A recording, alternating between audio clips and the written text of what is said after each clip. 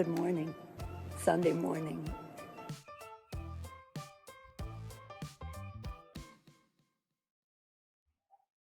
Welcome to the second episode of Good Morning, Sunday morning. Democrats, after the decline of California's Proposition 16, which they wanted a yes vote, this would have allowed discrimination again in America. They of course wanted this for affirmative action, but it would have led to racism and every negative stance as well. Even with affirmative action, it has its negative effects as well. What they wanted was to allow the discrimination of people based on their race, sex, color, ethnicity, or national origin in public employment, public education, and public contracting. Those are the protections granted in California civil rights law. But during this COVID-19 mask mandate bullcrap in the country, I have been using my civil rights law to deter my employers from discriminating against my non-masked Christian faith. In national civil rights law, it deters the discrimination of people based on not just race, sex, color, ethnicity, or national origin, but also extends to religion. The protection of religious rights in this country is protected first and foremost from the First Amendment, stating, Congress shall make no law respecting an establishment of religion, or prohibiting the free exercise thereof, or abridging the freedom of speech or the press, and the right of the people peacefully assemble and to petition the government for redress of grievances. In respect to religion, the key part is Congress shall make no law respecting an establishment of religion or prohibiting the free exercise thereof. The free exercise part means that in your everyday life, your religion can be well known and well spoken about. The civil rights law, while not really being needed because of what I just explained, it is helped to deter and protect the speech of any employee who has a religion. No matter the religion, they have the right to freely be their hand of their god, gods, or goddesses. As a Christian, I use civil rights law in accordance with 1 Corinthians 11:7.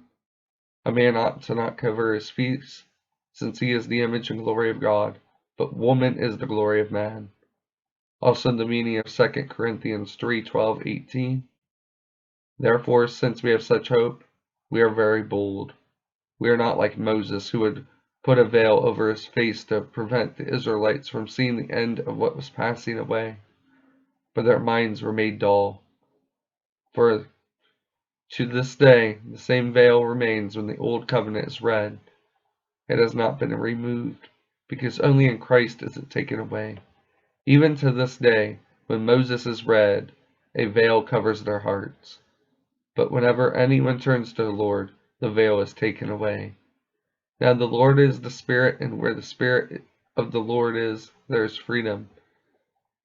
And we all who with unveiled faces contemplate the Lord's glory, and being transformed into his image in ever increasing glory, which comes from the Lord, who is the Spirit.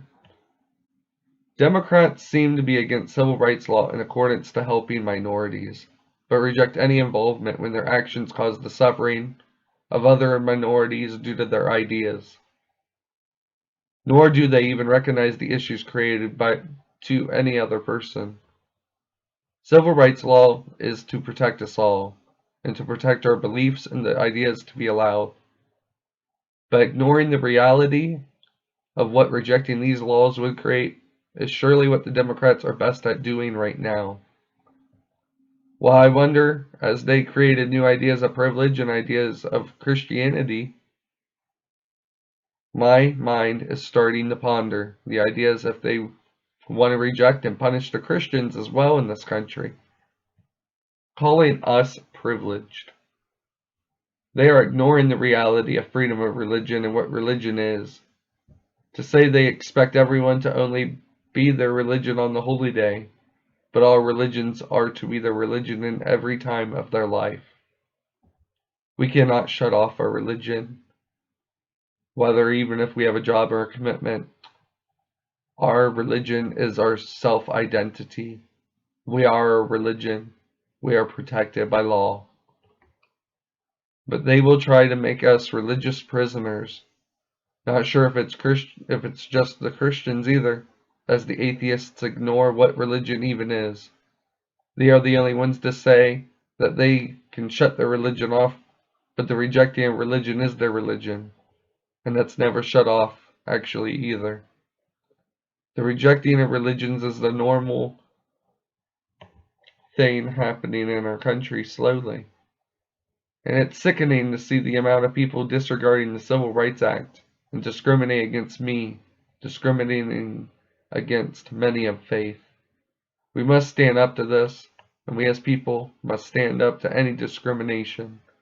Public spaces, places of public accommodation, they are free from any discrimination and segregation, and they will stay that way, because liberty bites back.